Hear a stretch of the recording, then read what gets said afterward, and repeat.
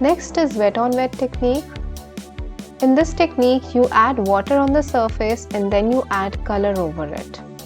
So I'm going to make the surface wet by applying little bit of water here, and I'll show you 4 techniques that you can do in wet on wet. The possibilities are endless, but yeah, you can give them a try. So first of all, in this first block, I'm going to add color like this over here, and I'll make it go down.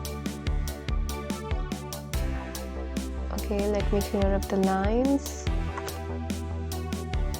On the other one, I'm going to add color like this, and I'll add another color at the bottom, and I'll make sure that the two of them blend together.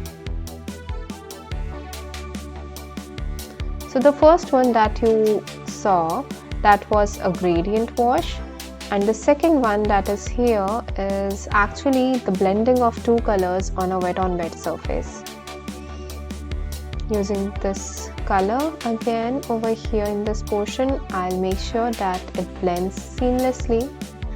I add some droplets over here like this, and you can notice that this kind of painting is only possible on wet surface and not on wet on dry surface that we have been using all along. Now over here, I'm adding some droplets of color like this, some in crimson, some in turquoise here. You can see these beautiful patterns blooming in water. Next over here in this little box, I'm going to show you a variegated wash. First I apply water on the surface, and then I'll add our turquoise color, orange color, and then crimson, and see how beautifully it blends without making any effort to blend it. This is the beauty of wet on wet technique. You don't have to worry a lot, it blends automatically, but yes, you need to be careful. You need to manage the movement of water. For example, here I have turned the paper upside down and I've tried to blend it like this with the other brush.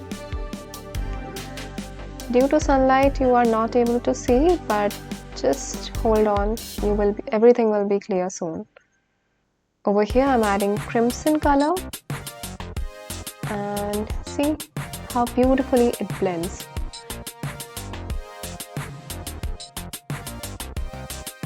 Next technique is called lifting technique.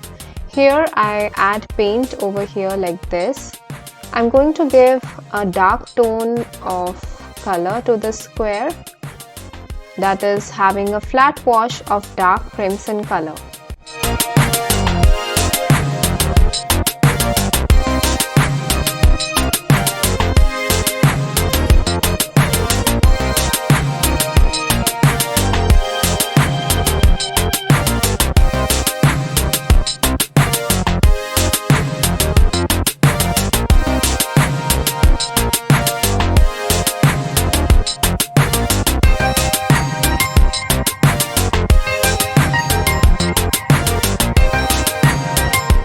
With this technique you have to be quick. Before the surface dries, using a wet brush, lift up the paint from the areas where you want the paint to be lifted from.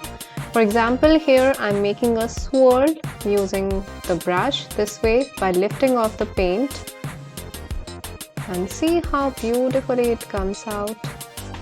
Once I've added it once, I'll wash my brush and go over those lines once again to make it even clearer.